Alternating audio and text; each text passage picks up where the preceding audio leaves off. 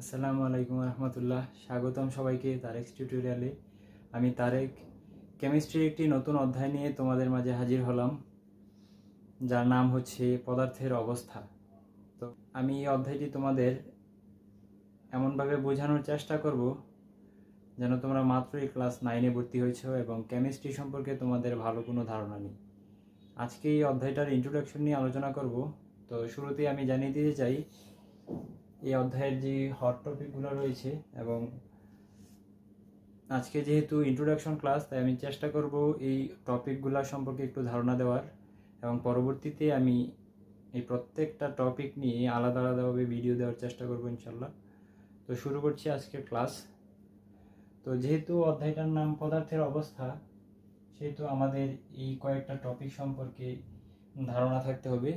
যদি এই টপিকগুলো সম্পর্কে ধারণা থাকে তাহলে এই অধ্যায়টা সম্পর্কেও একটা ভালো ধারণা হয়ে যাবে ইনশাল্লাহ। তো পদার্থের অবস্থা এই অধ্যায়ের যে হট টপিকগুলো রয়েছে আমরা যদি একটু লক্ষ্য করি, তাহলে আমরা দেখতে পাই প্রথমে রয়েছে কণার গতিতত্ত্ব, তারপরে আছে ব্যাপন ও নিঃসরণ, তারপরে রয়েছে গলন ও স্ফোটন, বরফের তাপ প্রদানের লেখচিত্র, শীতলীকরণের লেখচিত্র, পাতন ও ঊর্ধ্বপাতন। এই হচ্ছে এই অধ্যায়ের হট টপিকগুলো। এই হট টপিকগুলো আমি চেষ্টা করব পরবর্তীতে আলাদা আলাদাভাবে যতটা সহজভাবে সম্ভব তোমাদের কাছে উপস্থাপন করার। পদার্থের অবস্থা এই অধ্যায়টা নিয়ে যেহেতু আলোচনা করব, তাই প্রথমে আমি একটু এই অধ্যায়টার সম্পর্কে একটু ধারণা দিই। যেহেতু অধ্যায়ের নাম পদার্থের অবস্থা, শুরুতেই আমাদের জানতে হবে আসলে পদার্থ জিনিসটা কি। তো আমরা যদি পদার্থের সংজ্ঞাটা নিয়ে একটু আলোচনা করি, তাহলে আমরা যেটা দেখতে পাই যে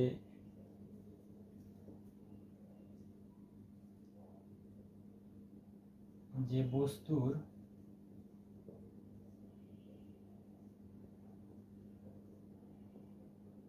নির্দিষ্ট ভর আছে এবং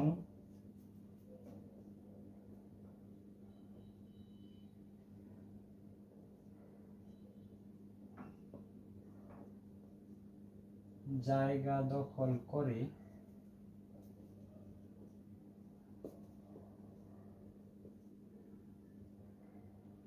তাকেই মূলত পদার্থ বলে।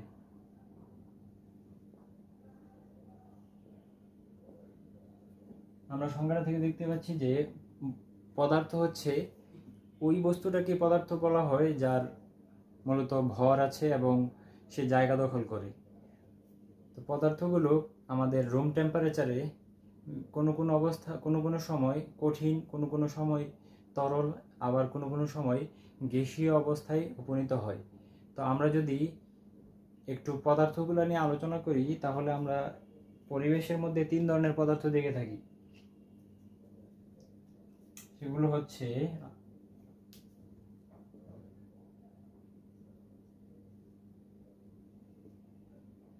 পদার্থ মূলত 3 ধরনের হয়ে থাকে।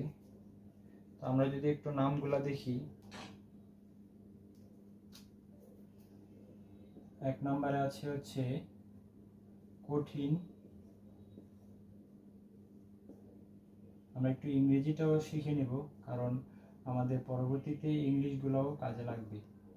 কঠিন, যার ইংরেজি হচ্ছে সলিড। তারপরে হচ্ছে তরল, যার ইংরেজি হচ্ছে লিকুইড। তারপরে আছে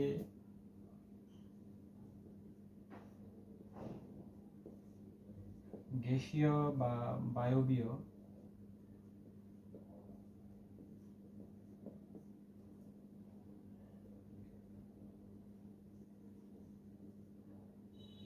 গ্যাসেস। তো কক্ষ তাপমাত্রা একটা নির্দিষ্ট তাপমাত্রাকে বোঝানো হয়ে থাকে। তো এই তাপমাত্রা যদি পরিবর্তন করা হয়, তাহলে এই কঠিন, তরল এবং গ্যাসীয়র মধ্যেও বিভিন্ন তারতম্য দেখা যায়। তো আমরা যদি একটু কঠিনকে নিয়ে যদি একটু আলোচনা করি, তাহলে আমরা যেটা দেখতে পাই যে যার নির্দিষ্ট ভর আছে, নির্দিষ্ট আকার আছে এবং তার নির্দিষ্ট আয়তন আছে। তো আমরা যদি একটু লক্ষ্য করি কঠিনের কি কি রয়েছে, কঠিনের আছে ভর, কঠিনের আছে আকার এবং কঠিনের আছে আয়তন। তো কঠিনের আরেকটা বিষয় হচ্ছে কঠিন তার মধ্যে একটা বিশেষ গুণ রয়েছে, সেটা হচ্ছে তাদের এই একটা শক্তি রয়েছে যেটার নাম হচ্ছে আন্তঃআণবিক শক্তি।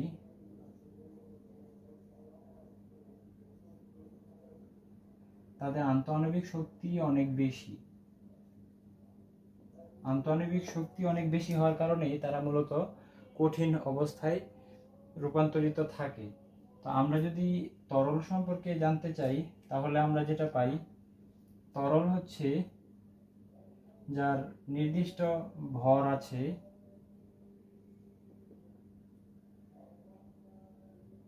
এবং তার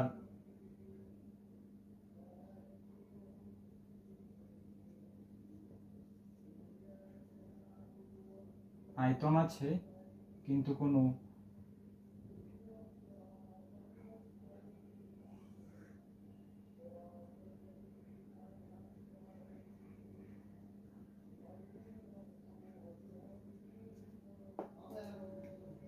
তরলের নির্দিষ্ট ভর আছে, আয়তন আছে কিন্তু কোনো আকার নেই।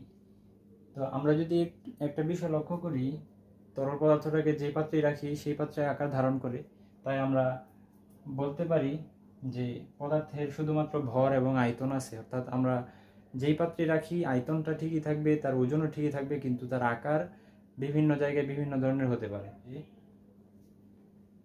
তরল পদার্থের মধ্যে আন্তঃআণবিক শক্তি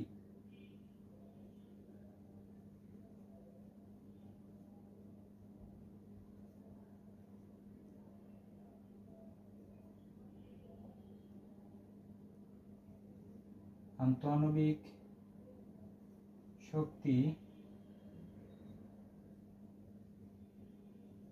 কিছুটা কম, এবং কতটুকু কম, কঠিন পদার্থ থেকে কিছুটা কম, যার কারণে এটা তরল অবস্থায় থাকে। এবং গ্যাসীয় অবস্থাটা যদি আমরা একটু চিন্তা করি তাহলে আমরা দেখতে পাই যে তার ভর আছে কিন্তু কোনো আয়তন কিংবা একটা বিষয়,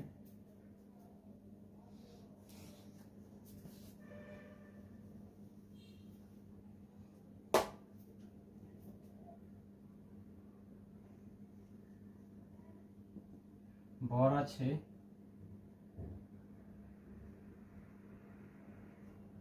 কিন্তু তার আয়তন কিংবা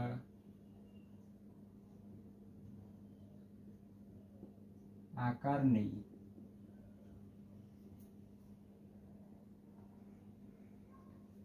এবং তার আন্তঃআণবিক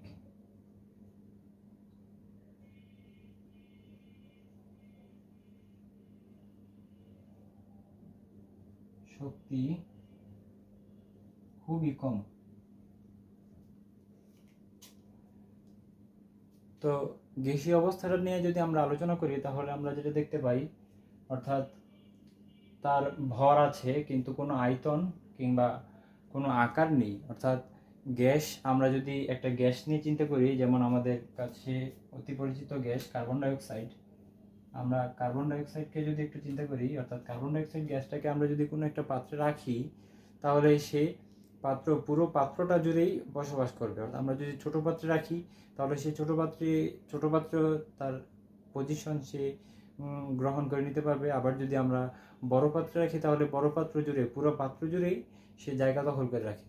সো এই কারণে আমরা গ্যাসীয় অর্থাৎ বায়বীয় পদার্থের কোনো আয়তন কিংবা আকার আমরা নির্ণয় করতে পারি না। তাই শুধু বলতে পারি যে গ্যাসীয় মধ্যে ভর আছে কিন্তু কোনো আয়তন কিংবা আকার নেই, এবং এদের আন্তঃআণবিক শক্তি খুবই কম।